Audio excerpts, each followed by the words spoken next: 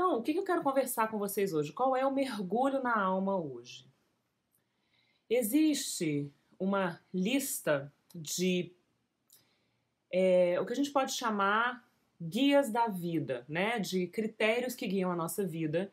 O Tony Robbins tornou essa lista muito popular, que são as nossas necessidades básicas, que muitas vezes podem, de alguma forma, nos fazer atropelar os nossos valores. É sobre isso que eu quero falar hoje. Associando isso ao que a constelação familiar chama de relações equilibradas ou de relações saudáveis ou de relações que nutrem a alma quando nós contribuímos com o mundo com as nossas relações, né? E eu vou falar sobre isso encadeado nessa lista, né, de 6 necessidades básicas do ser humano. Segundo, isso varia, tá? Se as 3 primeiras são humanas e as 3 últimas são espirituais, eu acredito que as 3 últimas são espirituais e que o nosso caminho deve ser esse, mas enfim. Vamos entender do que eu tô falando, né? Do que se tratam essas necessidades. A primeira delas é a necessidade de segurança. Nós temos uma necessidade de segurança.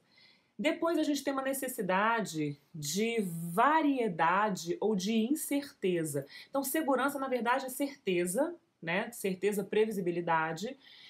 E nós também somos movidos à incerteza, à variedade, né? Ou, na verdade, não é necessariamente insegurança, mas é algo que te tira da zona de conforto. Tem muita gente que é muito ligada à segurança e tem outras pessoas que são movidas à incerteza, à variedade, que eu acho que é um termo até mais neutro, né? Depois, existe a necessidade de significância.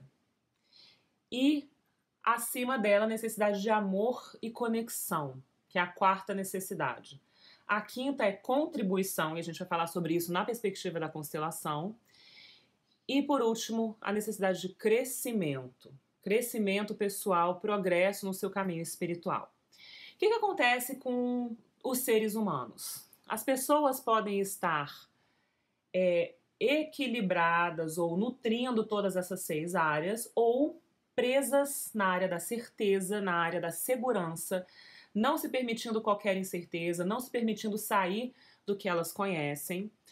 Ou as pessoas podem ficar muito presas na necessidade de significância. O que eu mais noto, na minha experiência, eu vou até dar uns exemplos aqui para vocês do que eu vivo, né? Como que eu reparo as atitudes das pessoas, com principalmente a necessidade de certeza, de segurança e a necessidade de significância, de ser significante no mundo. E muitas vezes, uma coisa interessante que o Tony Robbins fala e que várias pessoas que seguem o Tony Robbins, né, que são super discípulos e, enfim, super fãs dele, eu sou realmente bem impressionada com a forma como ele consegue ajudar as pessoas, que dizem que às vezes a gente passa por cima dos nossos valores pessoais por causa das nossas necessidades pessoais, tá? Então, quando nós temos necessidades muito arraigadas na certeza e na significância, nós muitas vezes abrimos mão do amor, que também é uma necessidade, mas elas podem rivalizar entre si, e às vezes as pessoas querem ou precisam escolher qual necessidade básica elas vão suprir primeiro, mesmo que elas queiram um pouquinho da outra, né? A pessoa que quer muito a segurança e a certeza, ela às vezes até quer um pouquinho de variedade, mas tem tanto medo que ela abre mão da necessidade de variedade para ficar ali na zona de conforto, né? E no caso da significância e do amor é muito parecido. A pessoa precisa tanto de significância, é uma necessidade do ser humano, que ela pode abrir mão do amor para poder se afirmar, para ter a certeza de significância, né? Então isso é uma coisa que eu acho importante trazer para vocês começarem a refletir nesse mergulho da alma. A necessidade de contribuição e a necessidade de crescimento pessoal não é todo mundo que tem ainda. Tá adormecido na maioria das pessoas, mas é para isso que a gente nasceu. A gente nasceu para despertar a necessidade de contribuir com o mundo e a necessidade de crescimento pessoal. Mas a gente cresce como ser humano, a gente embarca num caminho de progresso espiritual quando a gente contribui. Mas todas as outras necessidades precisam estar supridas.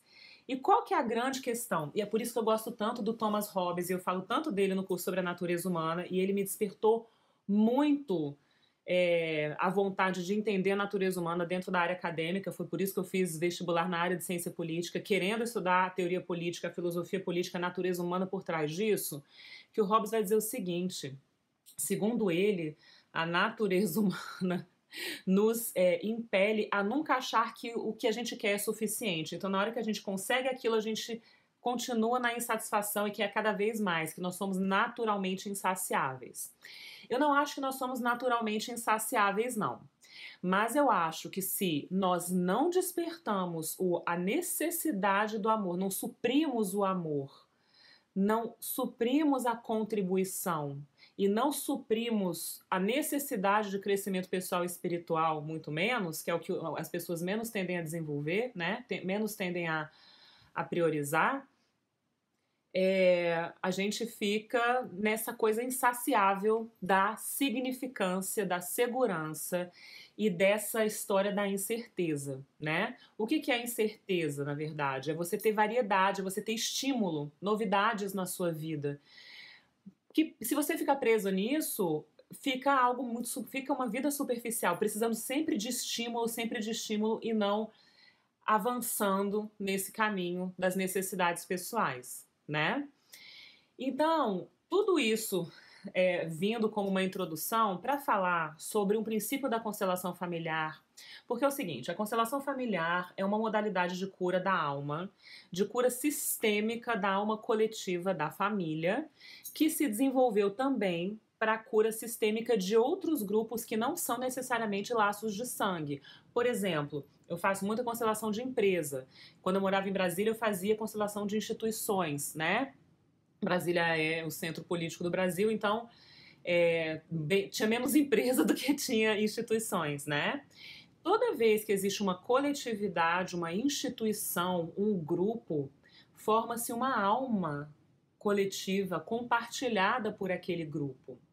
E toda vez que existe uma alma coletiva, existem 3 princípios que regem essa alma coletiva, né?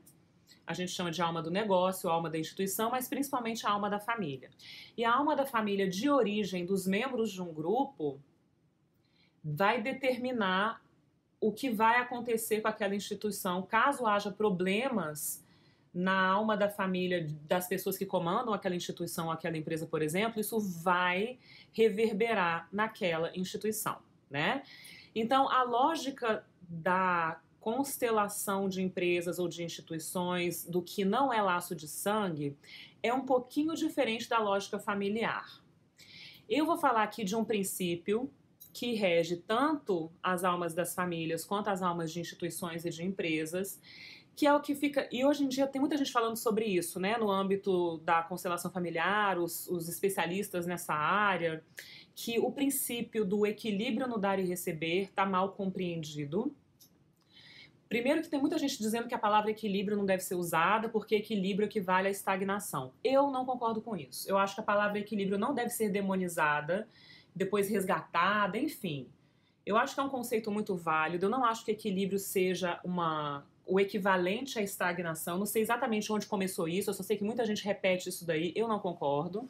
Eu acho que equilíbrio é muito compatível com fluxo e com movimento e com dinamismo, tá? Mas o princípio é o seguinte: equilíbrio em dar e receber, equilíbrio nas trocas. O que acontece, gente? Quando a gente entra numa relação, quando a gente entra num relacionamento, seja ele amoroso ou seja ele no mercado, né? Eu até converso com alguns clientes mesmo sobre isso, nas trocas monetárias por serviços ou produtos, existe uma postura da pessoa que vai se relacionar, ou no amor, ou no mercado, ou nas trocas, né? Nas trocas de mercado, de valores por bens e serviços, enfim, dinheiros e etc. A pergunta é a seguinte: qual é a sua postura quando você se relaciona com alguém? Seja na família, seja no casamento, seja numa relação profissional. É interessante porque são várias áreas da vida, né? No livro Suas Conexões Cardinais eu pergunto, áreas da vida, você está bem com o seu corpo físico? Você está bem de saúde e com a imagem do seu corpo? Você está bem com a sua moradia, com o local que você mora, não sua casa, mas a localidade?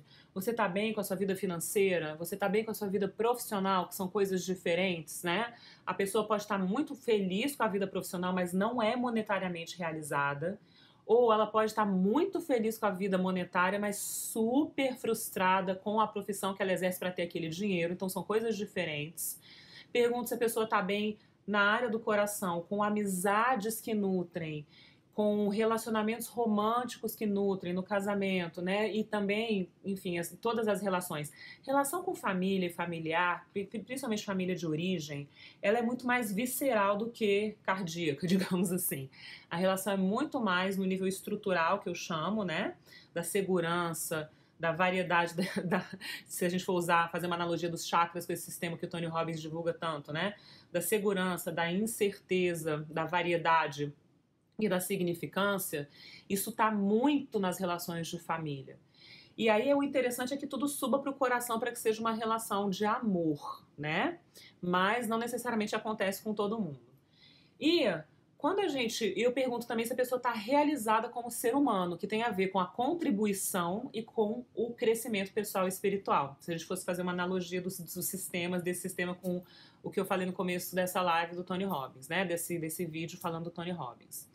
Então é o seguinte, a postura que você tem ao entrar numa relação ou a entrar numa interação social, você e uma outra pessoa, é lindo quando os índios falam por todas as minhas relações, né? Os indígenas falam muito isso, pela paz de todas as minhas relações.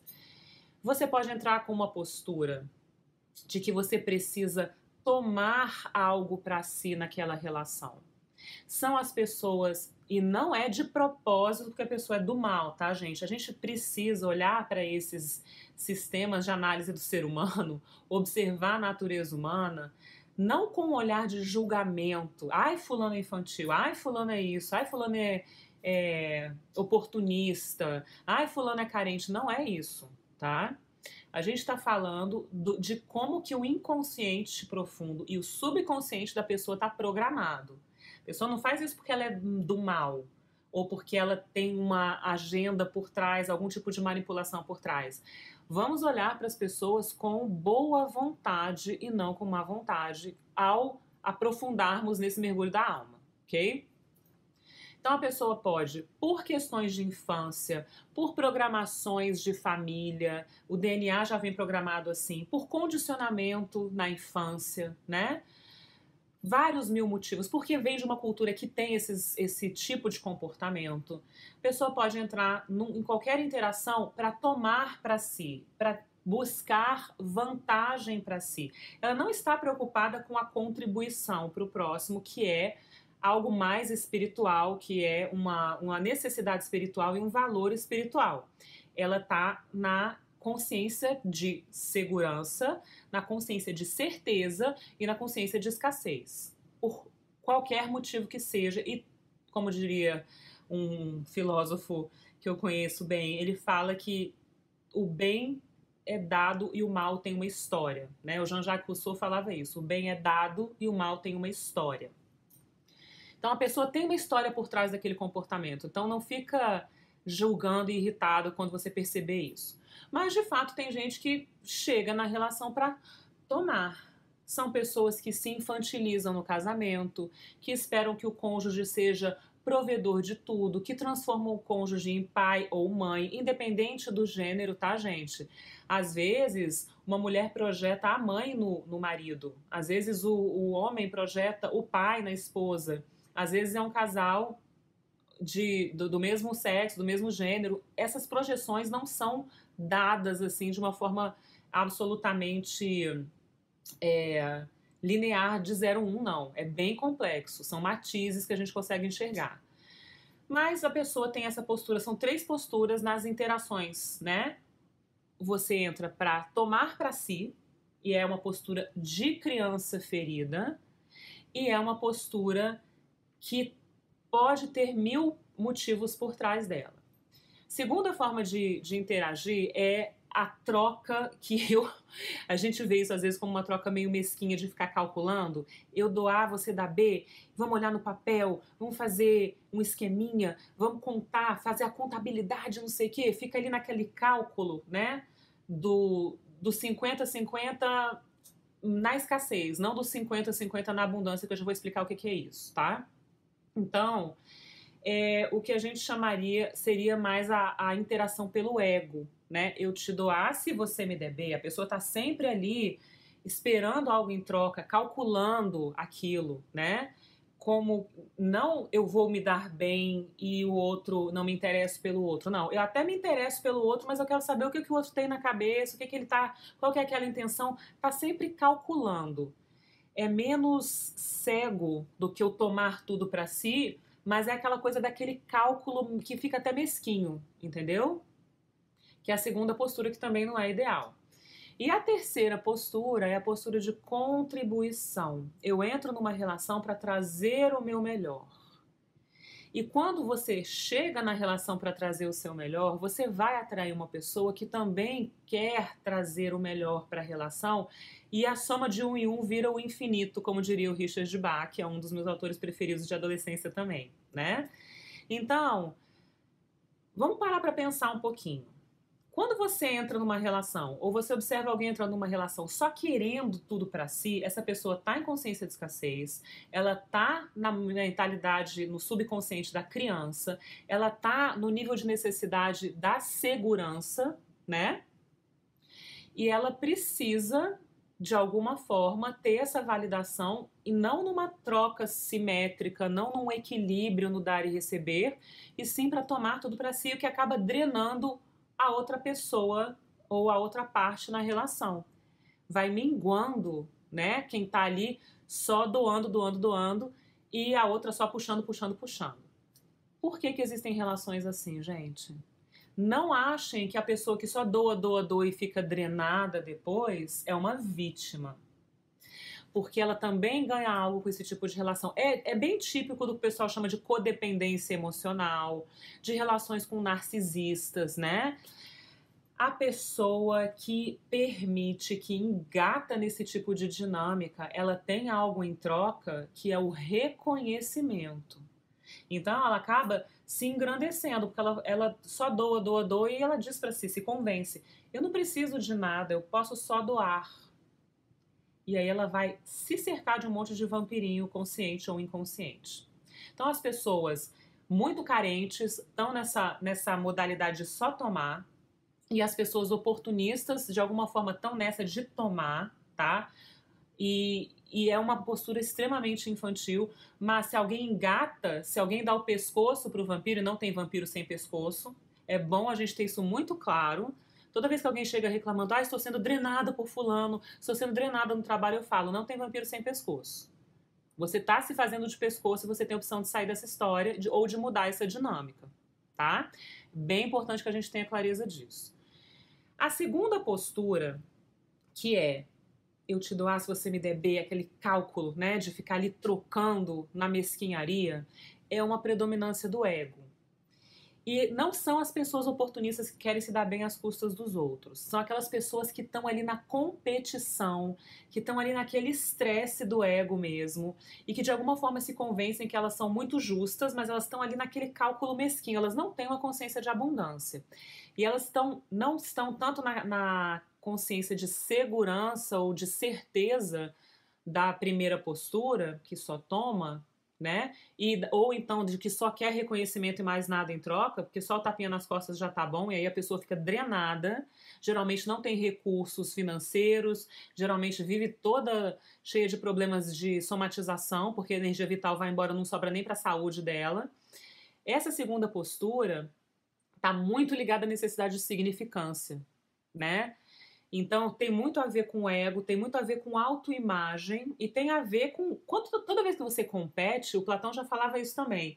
Quem entra em competição está se nivelando, está se vendo como igual, tá? Diferente de quem só toma, que se põe na posição de criança, é a tirania do fraco sobre o forte, né? Que é a pior de todas, que é a pessoa que se vitimiza e manipula e aí se dá bem às custas dos recursos alheios, mas o alheio nessa história se faz de pescoço para vampiro também, então não pode se fazer de vítima.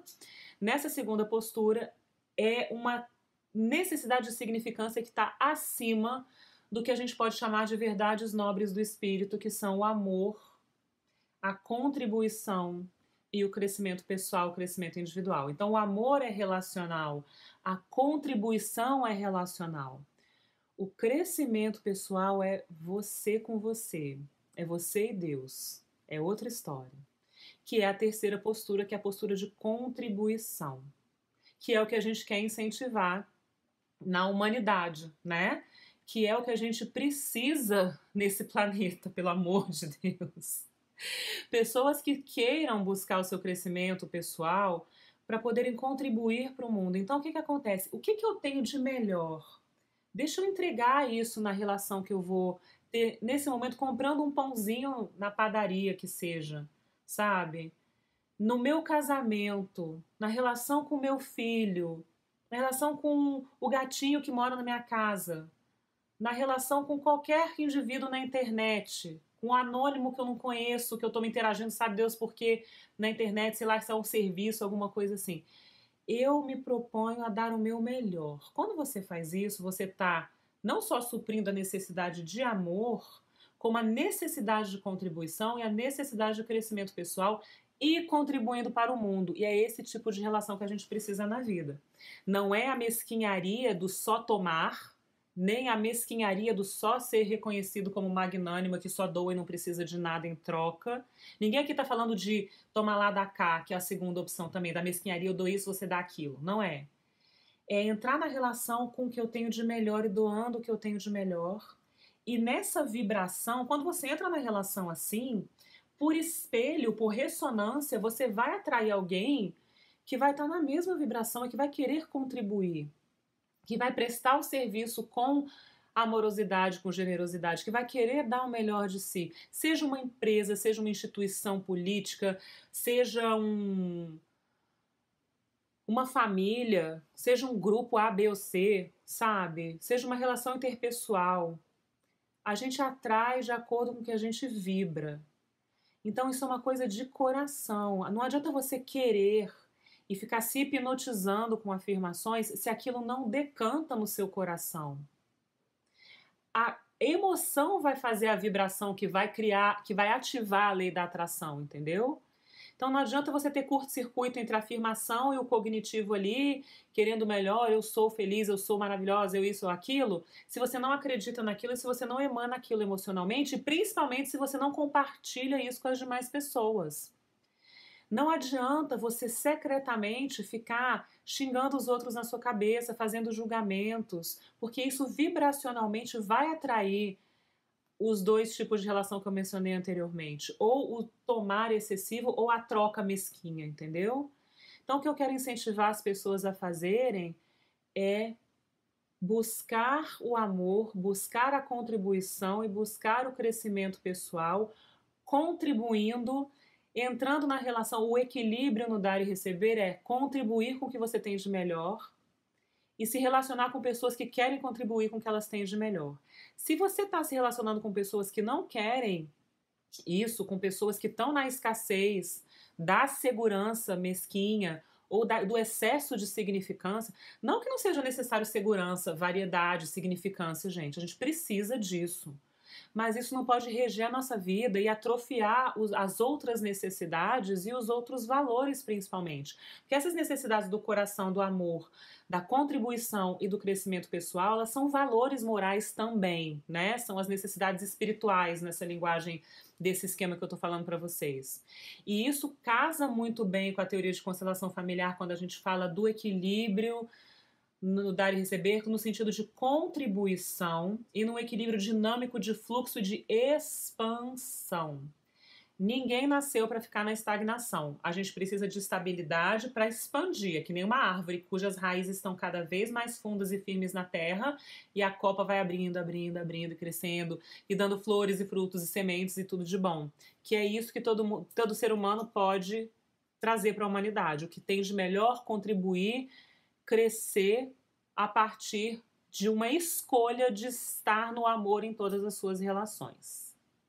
Tá bom? Fez sentido? Esse mergulho na alma que a gente acabou de fazer aqui. Então deixa eu ver se tem alguma pergunta. Quero agradecer a presença de todo mundo. Vem muita gente na live, fica rotativo. E aí eu não vou ficar falando o nome de todo mundo, mas eu vou agradecer a presença, viu, de todas as pessoas aqui presentes. Sintam-se amados e abraçados, amadas e abraçadas também. Agradeço muito o carinho. Eu vou falar exatamente esse mesmo assunto amanhã em inglês, se alguém perdeu, tá bom? Tem muita gente fofa aqui fazendo uns comentários muito legais, mas ninguém fez nenhuma pergunta. Então, se vocês quiserem perguntar, interagir, comentar abaixo da live, eu vou ficar super grata, vou agradecer muito, vou ficar muito feliz, tá? Se vocês quiserem também participar, na quinta-feira a gente tem o nosso Happy Hour, que a gente fala sobre a alegria de viver. Vou chamar sempre 3 pessoas para falarem sobre a alegria de viver. Então me manda um privado se você quiser conversar comigo na sexta-feira, pra gente já saber que vocês estão, né, pra gente já se programar e você já saber que você vai estar na live comigo. Manda uma mensagem, um DM para eu poder saber. Tem uma pergunta aqui, pode falar, T Oliveira 02. Mandei, mas você mandou no privado, eu não consigo ver aqui, eu acho. Manda aqui, por favor, na live, para eu poder te responder. T. Oliveira. Porque senão eu respondo na segunda que vem, quando a gente tiver outro mergulho na alma. Mas aproveita que eu tô aqui agora para perguntar agora, porque aí eu tenho que sair, é uma confusão e eu sou muito amadora ainda no Instagram, tá, gente? Eu preciso ainda me educar mais sobre isso. Como relacionar melhor com casamento na pessoa tipo 1? Maravilhosa a sua pergunta, eu te agradeço muito. Olha, toda vez que você pergunta na live, você contribui com a humanidade, sabia? Não só na minha, mas em qualquer live. O que eu noto é que as pessoas ficam muito acanhadas, assim, de perguntar, né? Estão absorvendo o conteúdo, mas quando você pergunta, você contribui. Quando você aparece no Happy Hour comigo na Alegria de Viver, você contribui. Se vocês assistirem as lives de quinta e de sexta, a coisa mais linda é ver o que é a alegria de viver para cada uma daquelas pessoas anônimas na sua vida que vão deixar de ser anônimas porque vão trazer algum tipo de inspiração para sua vida. Então, quanto mais você pergunta na live, mais você contribui, a gente cria um espaço de cocriação aqui, em vez de só um monólogo meu falando o tempo inteiro, né? Eu acho excelente essa pergunta que você fez. Quando a pessoa...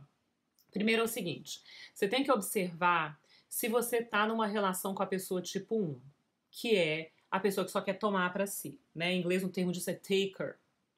E a outra polaridade é o giver. Os dois estão em desarmonia. Não é só a vítima que só doa, que é super vítima ou super mártir. É mais mártir do que vítima até essa pessoa, tá? Que só doa, doa, doa e que se relaciona com pessoas tóxicas ou pessoas que são infantis ou que só tomam dela e blá blá blá. Não tem vampiro sem pescoço, começa por aí. Então, se você tem uma situação num casamento, como se relacionar melhor com a pessoa do tipo 1? A primeira coisa, um casamento é uma instituição de adultos e é muito desgastante um adulto infantil em qualquer relação profissional, ou de amizade ou de casamento, tá? O problema é que não adianta você impor ajuda. Isso é uma outra contribuição linda do Bert Hellinger no livro dele, que ele chama As Ordens da Ajuda, esse livro, em português. E você não pode impor ajuda à pessoa. A pessoa tem que querer sair daquela situação. Às vezes, é muito comum, ela não sabe que ela é uma pessoa que drena, que só toma, que exaure o parceiro ou a parceira. Ela não tem essa consciência. Então, a primeira coisa que você pode falar é sem acusação, tá, gente? Sem acusação. Fala de você, não fala dela. Em vez de falar você está me drenando, fala eu estou me sentindo drenada ou drenado nessa relação. Fala de você, não fala do outro, não faz acusação. Fala de como você está se sentindo. Porque tem gente que está muito bem, doando, doando, doando e recebendo os tapinhas nas costas do reconhecimento e adorando o papel de mártir. Tem gente que adora ser mártir. Deixa a pessoa com o prazer dela. Não cabe a nós julgar esse prazer X, entendeu? Mas se está incomodando, é importante tomar providência. E a gente só tem crise, a gente só tem sintoma quando alguma coisa não está harmonizada com o nosso eu superior e com o nosso caminho sagrado, entendeu? Então, se tem uma pessoa numa relação que se você sente que está se relacionando com alguém tipo 1, olha primeiro para você e fala: onde que eu tenho um ganho secundário nisso? Eu gosto do reconhecimento, eu gosto de me olhar no espelho e falar: eu sou tão magnânima ou tão magnânimo que eu tenho uma pessoa aqui tão frágil, tão carente, que ela não desafia o meu ego e eu só dou para ela. Eu tô ótimo ou ótima nessa posição magnânima de doador ou de doadora. Então, olha primeiro para si, tá? É isso que eu recomendo como o primeiro passo. O segundo, seja honesta, seja honesto com a pessoa que você considera ser do tipo 1. Fala: estou me sentindo drenado ou drenada nessa relação. Não acusa, mas bate a real. E aí deixa que a vida se encarrega. Porque você, quando fosse. A verdade protege. Gente, eu falo tanto isso. Obsidiana maravilhosa, é a pedra que traz a verdade à tona. Ela é a pedra mestre do cardinal. Obsidiana verde é a pedra mestra do método cardinal, que é o método que eu desenvolvi. Toda vez que você está na verdade, a verdade cura e protege. Então confia, faz essas duas coisas. Se olha no espelho e fala: estou na posição de mártir, de doador, qual é o meu ganho secundário com isso? Fico me deslumbrando com esse papel, não quero mais, quero uma relação mais saudável, mais simétrica, de mais contribuição mútua. Segunda coisa, comunica com a pessoa falando de você, não dela, e deixa a vida acontecer, porque aí vai se desdobrar por si próprio esse percurso, tá? Aí, o Teu Oliveira tá perguntando: e você quer ser a pessoa 3? Essa vontade de querer ser a pessoa 3 é a necessidade de crescimento, de contribuição, de amor, de contribuição, são as 3, né? Necessidade de amor, necessidade de contribuição e necessidade de crescimento pessoal. Isso significa que você quer ser a pessoa 3 e que você quer cumprir a sua missão no planeta, que você está fazendo jus à sua encarnação. Nós nascemos para evoluir espiritualmente e sermos felizes. Então, quando você quer ser a pessoa 3, você começa a se trabalhar e você busca o autoconhecimento. A gente tem o curso sobre a natureza humana, que está no meio do curso já tem 1 ano e meio, né? A gente tem umas 16 já sessões, é uma sessão por mês, que é um mergulho na alma mesmo. Eu falo que natureza humana é a academia do corpo, né? A gente malha o corpo, a academia da alma. A gente malha o corpo todo dia na academia e a alma uma vez por mês na sessão ao vivo do Natureza Humana, e vai digerindo os exercícios de autoconhecimento que a gente tem lá. Então, se você quer ser a pessoa 3, busque autoconhecimento, autotransformação como consequência disso. Não adianta só se conhecer, você precisa tomar atitude para mudar. Mas na hora que você se conhece de verdade, é bem automático tomar a atitude, né? Porque quem não toma atitude está, na verdade, se enganando, está ali na superficialidade, fingindo que está se conhecendo, e se não toma atitude, a pessoa está arranhando o verniz, não está mergulhando na alma. Então, se você quer ser a pessoa 3, busque autoconhecimento, busque se conhecer. Medite todos os dias, anote, tenha um diário de bordo, diário. Semanal só não é suficiente. É legal você anotar todo dia, ou pelo menos a cada 48 horas, são dias muito intensos que você tem. Mas não deixa passar 2 dias sem anotar, sem fazer um diário de como você está se sentindo, dos acontecimentos, e comece a se conhecer. Conheça-te a ti mesmo e você vai entrar cada vez mais nessa vibração da pessoa 3, né? Da situação 3. Agradecer de novo a presença das pessoas aqui. Deixa eu dar um exemplo que eu esqueci de dar, que eu falei que ia falar sobre isso e ainda bem que eu lembrei. É o seguinte, eu vou dar um exemplo nas trocas monetárias, nas trocas de produtos e serviços.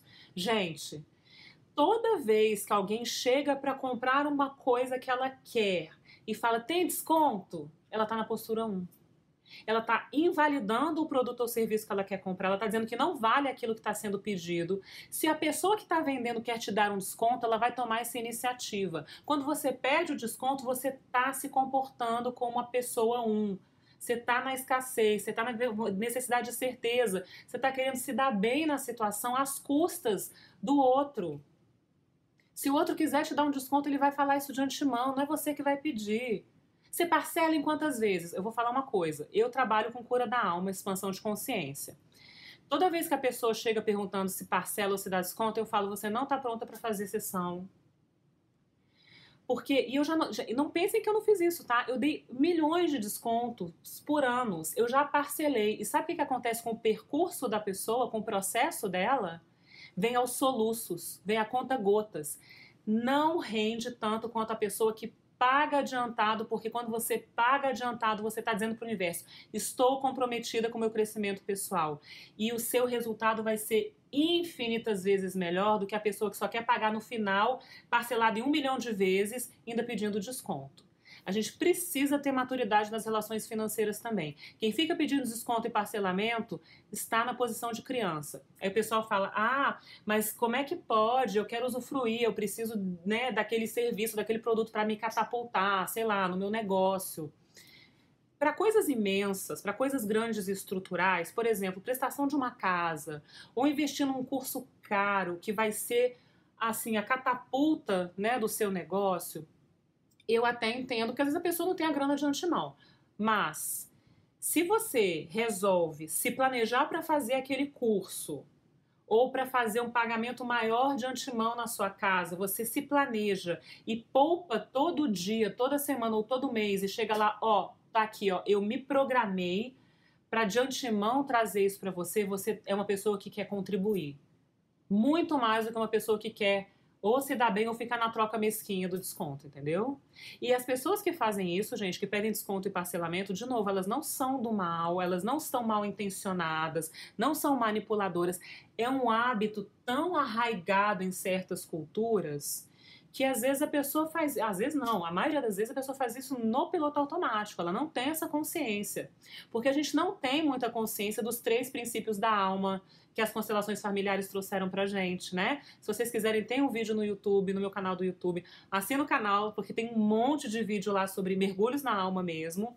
E tem um lá sobre os 3 princípios da alma numa playlist que chama Constelações Familiares, em inglês, Family Constellations. Mas tem uma playlist só em português, que tem um vídeo lá, que é uma aula do Natureza Humana que eu disponibilizei gratuitamente no YouTube, porque eu acho que todo mundo deve conhecer esses princípios, entendeu? E ali vocês vão começar a se educar sobre a alma, como eu precisei me educar sobre a alma depois de bater cabeça e de me lascar com muitas áreas da minha vida. Por que eu tô hoje falando com vocês, fazendo essas lives todas? Porque eu já passei por muito perrengue, por falta de conhecimento de como que a alma funciona, de como ter as melhores relações, né? De como elevar a frequência vibracional do meu ser e elevar a frequência vibracional das relações que eu cultivo no mundo, entendeu? E quanto mais eu aprendi e apliquei, mais a minha vida melhorou. A ponto de eu ter construído um sistema que funcionou para mim, que eu testei e funcionou com centenas de pessoas e agora isso está vindo de uma forma mais forte como conteúdo aqui na internet para mais pessoas conhecerem. Tá bom?